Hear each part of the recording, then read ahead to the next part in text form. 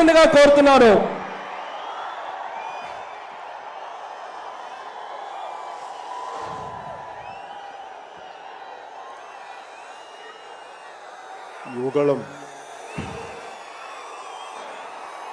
యువగళం సభకి ఆహ్వానించిన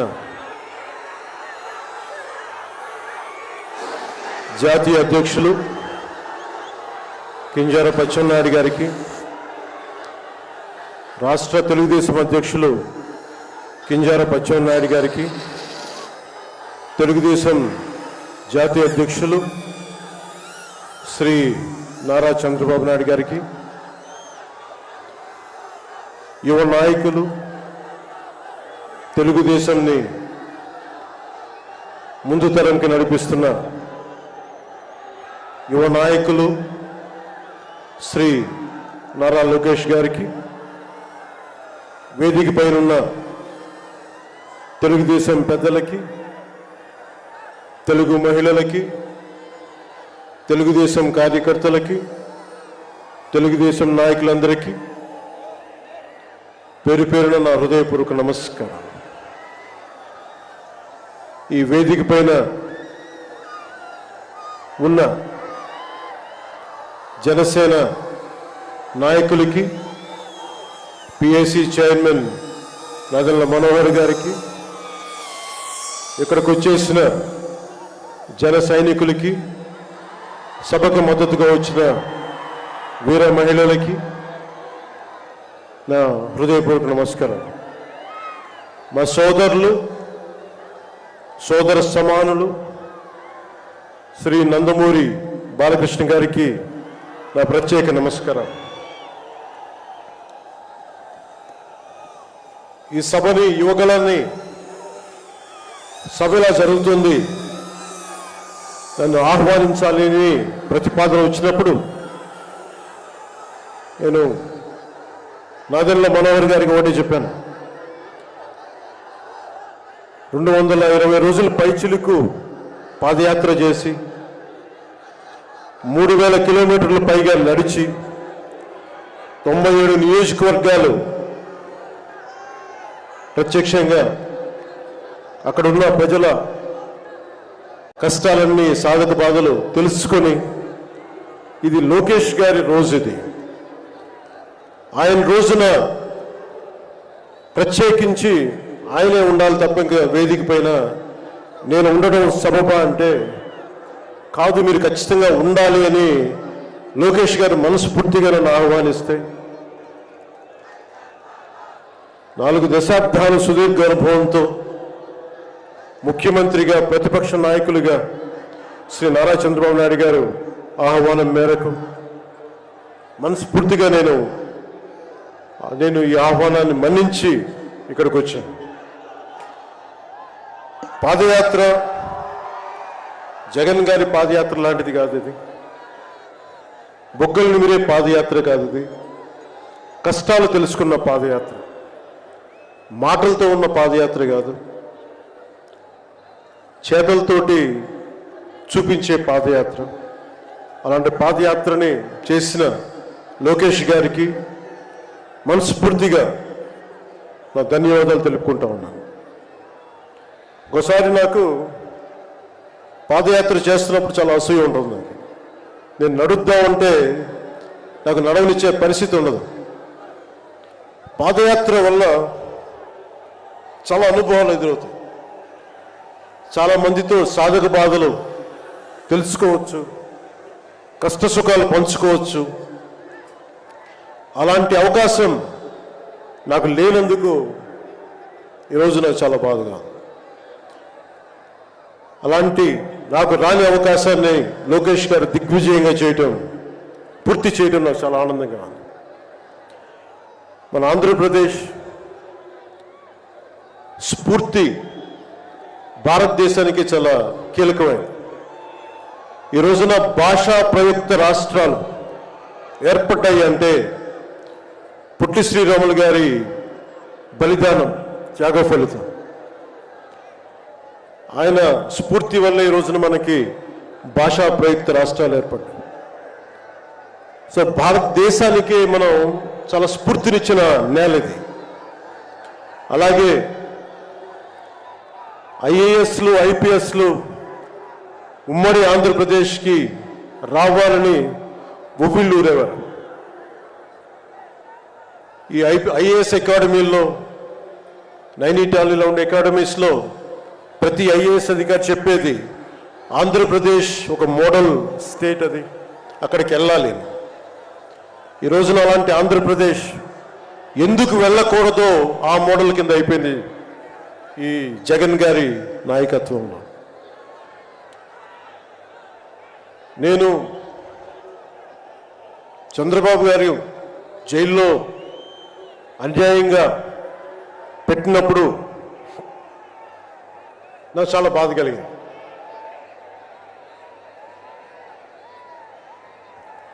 కష్టాలు చూసిన వాడిని, కష్టాలు దగ్గరగా పెద్దల నుంచి చిన్నప్పటి నుంచి చూసిన వాడిని, కష్టాలు అనుభవించిన వాడిని, ఓటమి వచ్చినప్పుడు ఒంటరితనం ఎలా ఉంటుందో తెలిసిన వాడిని, ముఖ్యంగా శ్రీ నారా చంద్రబాబు నాయుడు గారి కుటుంబ సభ్యులు వేదన అర్థం చేసుకున్నవాడిని, శ్రీమతి భువనేశ్వరి గారి బాధని దూరం నుంచే అర్థం చేసుకున్నవాడిని. నేను ఏమి ఆశించి మద్దతు ఇవ్వలేదు.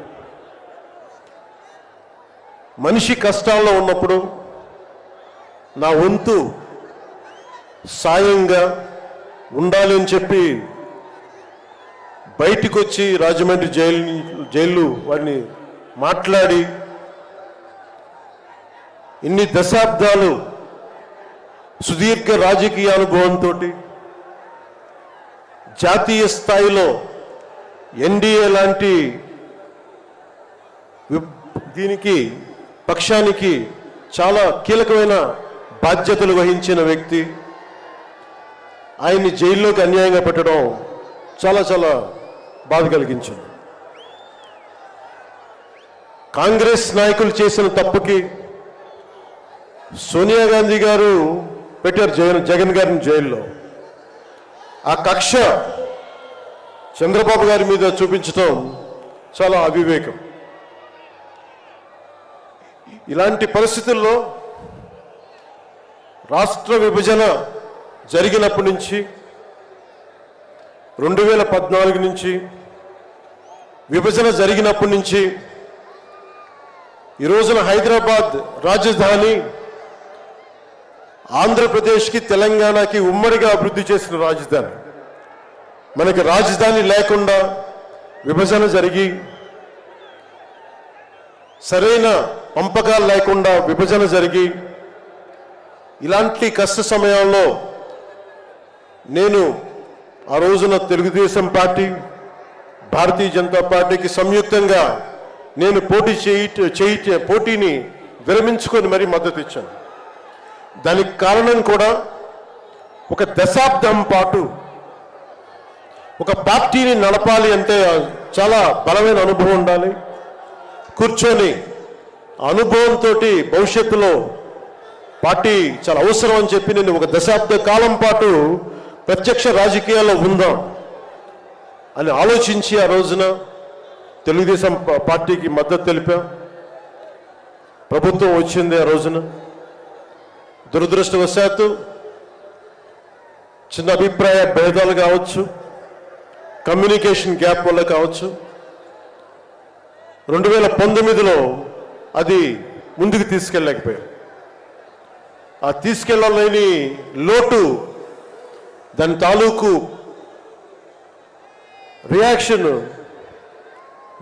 వైఎస్ జగన్ ప్రభుత్వం వచ్చేసింది.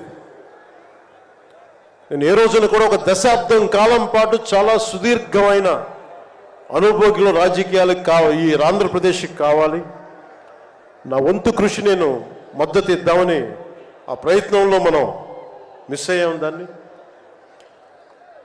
ఈ 2024 మనం ప్రభుత్వాన్ని స్థాపిస్తున్నాం, మార్పు తీసుకొస్తున్నాం, జగన్ని ఇంటికి పంపించేస్తున్నాం. నేను వింటుంది 25 మంది ఎమ్మెల్యేలని మార్చారు, ఇంకొక 80 మంది, మొత్తానికి కలిపి 80 మంది ఎమ్మెల్యేలు మారుస్తున్నారని నేను వింటా ఉన్నాను. మార్చాల్సింది ఎమ్మెల్యేలు కాదు, ఈ రాష్ట్ర ముఖ్యమంత్రి జగన్. నాకు జగన్ మీద వ్యక్తిగతంగా నాకు అసలు కోపం లేదు. నిజంగా ఒక బలమైన ఆధిక్యతతోటి ముఖ్యమంత్రి అయ్యి ప్రభుత్వాన్ని సమర్థవంతంగా నడిపి ప్రజలకి మేలు చేయాల్సిన వ్యక్తి కూల్చివేతలతో మొదలుపెట్టాడు. ప్రత్యర్థుల్ని ఇబ్బంది పెట్టే విధంగా ప్రతి ఒక్కరిని ఎదురు తిరిగితే ఏంటని ప్రశ్నిస్తే వారిని కేసులు బనాయించి ఇబ్బంది పెట్టే పరిస్థితుల్లో ఈ ముఖ్యమంత్రి ఉంటే నేను ఇలాంటి ప్రభుత్వం ఉంటుందని నేను ఊహించలేదు. ఆయన స్వయంగా ప్రమాణ స్వీకారానికి నన్ను ఆహ్వానించినప్పుడు వారికి ఒకటే తెలియజేశాను, మీరు చాలా సమర్థవంతంగా పరిపాలించండి, ప్రజలకి మేలైన ప్రభుత్వం ఇవ్వండి, మేము ఒక పార్టీగా ప్రజల పక్షాన్ని వహించి సద్విమర్శే చేస్తాం అని అంటే చెప్పి ఆయనకి నా శుభాకాంక్షలు తెలియజేశాను. కానీ దురదృష్టవశాత్తు ఈ వ్యక్తికి కక్ష సాధింపు వ్యక్తి, ఎవరు ఒక మాట అనకూడదు, ప్రజాస్వామ్యం అనే ఒక పదానికి విలువ తెలియదు, ఏదైనా మాట్లాడితే దాడులు చేయించడం, చాలా నీచంగా తిట్టించడం, ఇన్ని దశాబ్దాల ఆంధ్రప్రదేశ్ రాజకీయ చరిత్రలో ఏ ఒక్క నాయకులు కూడా వైఎస్ రాజశేఖర రెడ్డి గారితో కలిపి కూడా ఏ ఒక్కరు కూడా ఇంటిలో బయటికి రాని ఆడపడుచుల్ని తల్లుల్ని ఒక్క మాట లేదు. ఎవరు కూడా నాయకుల్ని తిట్టారు, విమర్శలు చేశారు, దిగజారుడిగా మాట్లాడి ఉండొచ్చేమో, కానీ ఇంటిలో బయటికి రాని ఆడపడుచుల్ని, ఇంటి పట్టునే ఉండి బయటికి రాని తల్లుల్ని చాలా నీచంగా విమర్శించే ఈ సంస్కృతి జగన్ నాయకత్వంలో ఈ వైసీపీ ప్రారంభించింది. ఎంతమంది కన్నీళ్లు పెట్టుకున్నారు, ఎంతమంది స్త్రీలు బాధపడ్డారు. ఒకటే అనిపిస్తుంది, ఈ వ్యక్తికి అడగాలనిపించినప్పుడు ఇంట్లో ఉన్న తల్లికి చెల్లికే విలువ ఇవ్వనేవాడు మన ఇంట్లో ఉన్న ఆడపడుచులకి ఏం గౌరవిస్తాడు? ఇంట్లో తల్లికి చెల్లికి విలువ ఇవ్వనేవాడు 30,000 మంది ఆడపిల్లలు అదృశ్యం అయిపోతే ఏం పట్టించుకుంటాడు? మొన్న 22 ఒక సంవత్సరంలోనే ఎన్సీఆర్బీ డేటాలో దాదాపు 10,000 మంది ఆడపిల్లలు అదృశ్యం అయిపోయారు ఒక సంవత్సరంలోనే. నేను మాట్లాడుతున్నప్పుడు డేటాతోటే మాట్లాడతాను. 2.5 సంవత్సరాల క్రితం వైసీపీ వాలంటీర్ వ్యవస్థలోని కొంతమంది ఒంటరి మహిళల మీద, ఆడపడుచుల మీద డేటా సేకరిస్తున్నారు. దీని మీద మీరు మాట్లాడండి అని చెప్పి చాలామంది పెద్ద స్థాయి వ్యక్తులు నాతో మాట్లాడినప్పుడు దాదాపు ఇన్ని వేల మంది, 30,000 మంది పైచులకు ఆడవాళ్ళు అదృశ్యమైపోయారు, మీరు మాట్లాడండి అని చెప్పినప్పుడు నేను నమ్మలేదు. కానీ డేటా తెప్పించుకొని చూస్తే నేను గళమెత్తినప్పుడు వైసీపీ వాలంటీర్ వ్యవస్థ మీద ఆ రోజున ప్రత్యేకించి చెప్పాను, యువతకి ఉద్యోగాలు వస్తే చాలా ఆనందించేవాడిని. కానీ కొద్దిమంది వాలంటీర్స్ చేసే ఈ విధానాల వల్ల ఒంటరి మహిళలు, ఒంటరి ఆడవాళ్ళు, భర్త లేని వారు చాలా అన్యాయాలకు గురవుతూ ఉంటే అన్నింటికి తెగించి నేను ఎప్పుడు గొంతెత్తినా ఓట్లని బేస్ చేసుకొని మాట్లాడను, మార్పుని బేస్ చేసుకొని మాట్లాడతాను, మార్పుని ఆధారం చేసుకొని మాట్లాడతాను. వారాహి యాత్రలో ఆ రోజు ప్రారంభిస్తే నా మీద విపరీతమైన దాడులు జరిగినాయి, విపరీతమైన విమర్శలు, కువిమర్శలు, అన్నిటినీ భరించాం. చివరికి విశాఖపట్నంలో కూడా నేను ఎయిర్పోర్ట్ నుంచి మనకి పార్టీ కార్యక్రమాలకు వస్తూ ఉంటే పోలీసుల చేత నన్ను రానివ్వకుండా చేసి, ప్రజలు నమస్కారం చేస్తుంటే ప్రతి నమస్కారం చేయడానికి కూడా ఒక ఉన్నత స్థాయి అధికారి చాలా నీచంగా మాట్లాడి కూర్చోమని చెప్పే స్థాయికి వెళ్ళిపోయింది ప్రభుత్వం. పొరపాటు ఆయన పక్కనే స్టాండింగ్ ఇన్స్ట్రక్షన్స్ వస్తూ ఉన్నాయి అధికారికి. పొరపాటు ఆయనకి స్పీకర్ ఫోన్ నొక్కుకుపోయింది అధికారి మాట్లాడుతూ ఉంటాయి. మనందరికీ తెలిసిన మాట్లాడితే అన్నిటికీ అన్ని శాఖలకి మంత్రి అయిన ఒక పెద్ద మనిషి ఆయన గొంతు వినిపిస్తూ ఉంది. ముందుకు వెళ్ళనివ్వకండి, కూర్చోబెట్టండి, ఇవన్నీ మాట్లాడుతూ ఉన్నారు ఆయన. నాలాంటి వాడికే ఇలాంటి ఇబ్బందులు వస్తే సగటు మనిషికి ఎలా ఉంటుందో మీరు ఆలోచించండి. సుదీర్ఘమైన అనుభవం ఉన్న శ్రీ చంద్రబాబు గారికే ఇలాంటి పరిస్థితులు వచ్చినప్పుడు సగటు మనిషికి ఎలా ఉంటుంది? చాలా అనుభవజ్ఞులైన ఒక్కొక్క సీనియర్ నాయకులకే ఇలాంటి పరిస్థితులు ఉంటే రేపొద్దున భవిష్యత్తులో ఇంకొక మారు వైసీపీ ప్రభుత్వం వస్తే ఎవ్వరూ ఇళ్లలో ఉండలేరు, ఆంధ్రప్రదేశ్లో ఉండలేరు, పెట్టుబడులు రావు. ఇవన్నీ మారాలి. నేను 2021లో ఇప్పటం సభలో వైసీపీ వ్యతిరేక ఓటు చీలనివ్వను. దానికి నాకేదో అద్భుతాలు జరుగుతాయని కాదు, కానీ నిజంగా యువత భవిష్యత్తును దృష్టిలో పెట్టుకొని, మహిళల భద్రతను దృష్టిలో పెట్టుకొని, మనకి వ్యాపారస్తుల పెట్టుబడులను దృష్టిలో పెట్టుకొని, సంక్షేమాన్ని దృష్టిలో పెట్టుకొని ఈ వైసీపీ ప్రభుత్వం మారాలి. వైసీపీ వ్యతిరేక ఓటు అన్నీ కలిపి ఏకతాటిపై ఒక ప్లాట్ఫామ్ పైన రావాలని చెప్పి ఆ రోజు నేను కన్న కోరిక, నా ఆలోచన ఈ రోజున మన ఉత్తరాంధ్రలో యువగలంలో ఈ విధంగా కనిపిస్తున్నప్పుడు ఒకవైపు తెలుగుదేశం నాయకులు, ఇంకోవైపు జనసేన నాయకులు, దానికి మద్దతుగా మీరందరూ రావడం నాకు నిజంగా చాలా ఆనందం కలిగిస్తుంది. మనం ఈ రోజున ప్రారంభించిన యాత్ర, ఈ రోజున ప్రారంభిస్తున్న ఈ క్షణాలు ఆంధ్రప్రదేశ్ భవిష్యత్తుని నిర్దేశించే క్షణాలు ఇవి. ఆంధ్రప్రదేశ్ భవిష్యత్తుని మనకి చాలా బలంగా నిర్దేశించే క్షణాలు.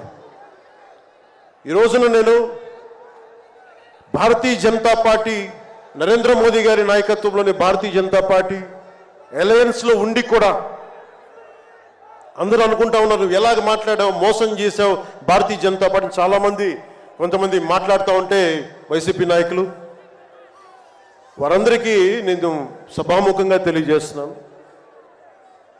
ఆంధ్రప్రదేశ్ పరిస్థితులు ప్రత్యేకంగా నేను జాతీయ స్థాయి నాయకులకు వివరించాను. వారికి వివరించి నాకు వేరే దారి లేదు. నాకు రోడ్డు మీద తిరుగుదామంటే కేసులు పెడతా ఉన్నారు, ప్రజాస్వామ్యబద్ధంగా గళం విప్పుదా ఉంటే కేసులు పెడతా ఉన్నారు, వ్యవస్థల్ని నిర్వీర్యం చేస్తూ ఉన్నారు. ఒక చిన్నపాటి సినిమా టికెట్లకు కూడా కూర్చోబెట్టి మొత్తం చీఫ్ సెక్రటరీ దగ్గర నుంచి ఎంఆర్ఓల దాకా వాడి ప్రజా వ్యవస్థలను దుర్వినియోగం చేస్తూ ఉన్నారు. నాలాంటి వాడికి సమస్యలు ఉన్నప్పుడు భవిష్యత్తులో ఆంధ్రప్రదేశ్ అంధకారానికి గురవుతుంది. దయచేసి మీరు ఈ గఠబంధన్ని, ఈ పొత్తుని మీరు మనస్ఫూర్తిగా మీ బ్లెస్సింగ్ కావాలి అని చెప్పి నేను అమిత్ షా గారికి తెలియజేశాను. నేను వారు ఎంతవరకు ఒప్పుకుంటారో నాకు తెలియదు, కానీ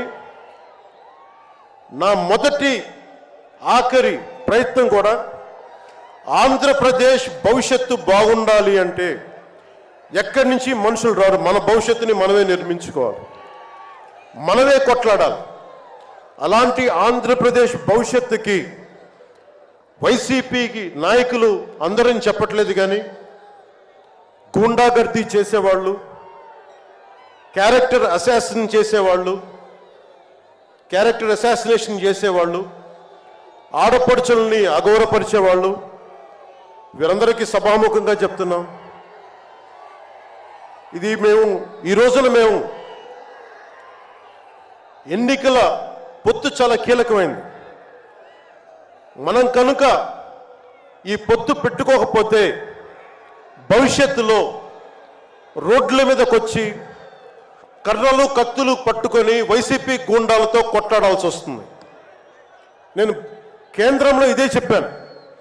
ఈ రోజున కనుక మనం ఈ పొత్తును పెట్టుకోకపోతే నాతో సహా వైసీపీ గూండాలని ఎదుర్కోవడానికి ఒక కర్ర కత్తో పట్టుకొని మేము కూడా రోడ్ల మీదకి వచ్చి మేము వీధి గొడవలు క్రియేట్ చేసుకు మేము రక్షించుకోవాల్సి వస్తుందని చెప్పి నేను ప్రత్యేకించి కేంద్ర నాయకత్వానికి చెప్పాను. ఎందుకంటే భవిష్యత్తులో ఇంకొకసారి వైసీపీ వస్తే నేను 2019లో కూడా చెప్పాను, ప్రతి కొండని కోనని వీళ్ళు దోచేసుకుంటారని. వీరికి ప్రజాస్వామ్యం మీద గౌరవం లేదు వీరికి. అందుకని ప్రత్యేకించి ఈ పొత్తుని సాధ్యమైనంత ఎక్కువ కాలం ఉంటే ఆంధ్రప్రదేశ్ భవిష్యత్తు నిలదొక్కునే వరకు ఇది ఉండాలి పొత్తుని మనస్ఫూర్తిగా నేను ఆకాంక్షిస్తున్నాను. నేను భవిష్యత్తు నేను కూర్చునేది రోడ్లు కానీ సోదరులు లోకేష్ గారు చెప్పారు, జనసేన ఆలోచన విధానంతో మేమందరం మాట్లాడుకున్నాం. భవిష్యత్తులో ఉమ్మడి మేనిఫెస్టో కూడా రిలీజ్ చేస్తాం. దాంట్లో ముఖ్యంగా నేను చెప్పదలుచుకుంటుంది ఇన్ఫ్రాస్ట్రక్చర్, రోడ్లు కానీ, హెల్త్ కేర్ కానీ, primary health care centres, secondary health care centres, tertiary health care centres, అలాగే మనకి యువతకి ఉపాధి అవకాశాలు, గవర్నమెంట్ ఎంప్లాయీస్కి సిపిఎస్ రద్దు మీద ఎలాంటి నిర్ణయం తీసుకోవాలి, రెబీరో గారు పెట్టినట్టుగా పోలీస్ రిఫార్మ్స్ ఇంప్లిమెంటేషన్, అలాగే టీచర్లకి ఉద్యోగాల భర్తీ, రైతులు, కౌలు రైతులు, ఉద్యానవన రైతులు, సెరికల్చర్ రైతులు, ఆక్వా రైతులకి లాభసాటిగా ఎలా ఉండాలి, ప్రభుత్వ పాఠశాలలు, సంక్షేమ హాస్టల్ స్థితిగతుల్ని ఎలాగ మార్చాలి, అంగన్వాడీ కార్యకర్తలకు ఎలాగ ఉండాలి, అండగా ఉండాలి, పంచాయతీల్ని ఎలా బలోపేతం చేయాలి, మత్స్యకారులకి, గిరిజనులకి, దళితులకి ఎలాంటి పథకాలుంటే వారి జీవితాలు మరింత మెరుగవుతాయి, అలాగే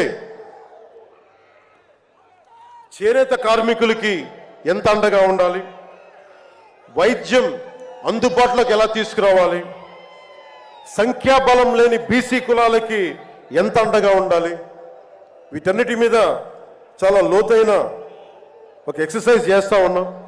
దీన్ని బేస్ చేసుకొని ఒక ఉమ్మడి కార్యాచరణకు, ఉమ్మడి ప్రణాళిక నారా చంద్రబాబు గారు మేము కలుసుకొని వచ్చే ఇలాంటి పెద్ద సభలో, రానున్న పెద్ద సభల్లో ఒకటి సంయుక్తంగా దీన్ని రిలీజ్ చేస్తాం. ఈరోజు నేను ప్రత్యేకించి నా మాటని, ఇది లోకేష్ గారి రోజు కాబట్టి, ఆయన కష్టపడి ఆయన రోజు కాబట్టి నేను నా ఉపన్యాసాన్ని కుదించే మాట్లాడుతున్నాను. ముగింపు వాక్యాలుగా నేను మాటకి, మైత్రికి చాలా విలువనిస్తాను.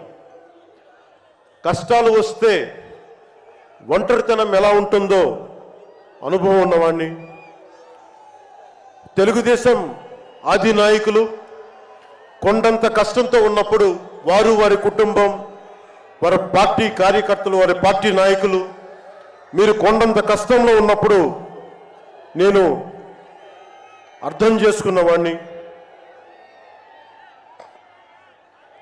వ్యక్తి ప్రయోజనాలు, వర్గ ప్రయోజనాలు, పార్టీ ప్రయోజనాలు అన్నిటినీ దాటి ఒక తోటి మనిషిగా, ఒక సాటి మనిషిగా నేను మీకు అండగా నిలబడ్డాను. దాన్ని ఏమి ఆశించి చేయలేదు. నేను ఆశించిందల్లా 5 కోట్ల మంది ఆంధ్రప్రదేశ్ ప్రజల భవిష్యత్తుకి బలంగా నిర్మించడానికి మనం సంయుక్తంగా కలిసి రావాలని ఒక ఆలోచన తప్ప నేను ఏ ఆలోచన పెట్టుకోలేదు. ఈ మైత్రి, ఈ స్ఫూర్తి అందరూ సమిష్టిగా వచ్చే చాలా సంవత్సరాల వరకు దీన్ని కాపాడుకోవాలని ఆశిస్తూ నా ఉపన్యాసాన్ని ముగిస్తున్నాను. మీ అందరికీ పేరు పేరున ధన్యవాదాలు తెలుపుకుంటూ ఇందాక లోకేష్ గారు చెప్తున్నట్టుగా హలో ఏపీ చెప్పుకుందాం ఒకసారి. Hello AP, hello AP. వైసీపీకి బాయ్ బాయ్ చెప్దాం, మన ప్రభుత్వాన్ని స్థాపించుకుందాం, భవిష్యత్తు నిర్మించుకుందాం అని తెలియజేసుకుంటూ మీ అందరికీ పేరు పేరున ధన్యవాదాలు తెలుపుకుంటూ, తెలుగుదేశం జనసేన మైత్రి వర్ధిల్లాలి, ఇది చాలా అద్భుతంగా సాగాలని మనస్ఫూర్తిగా కోరుకుంటూ, దీనికి బీజేపీ అధినాయకత్వం సంపూర్ణమైన ఆశీస్సులు అందజేస్తారని మనస్ఫూర్తిగా ఆకాంక్షిస్తూ సెలవు తీసుకున్నాను. జై హింద్. పవన్ కళ్యాణ్ గారి నాయకత్వం, పవన్ కళ్యాణ్ గారి నాయకత్వం, పవన్ కళ్యాణ్ గారి నాయకత్వం. ధన్యవాదాలు పవన్ కళ్యాణ్ గారు. తరువాత సభ నడిపించవలసిందిగా పయ్యాల కేశవ్ గారిని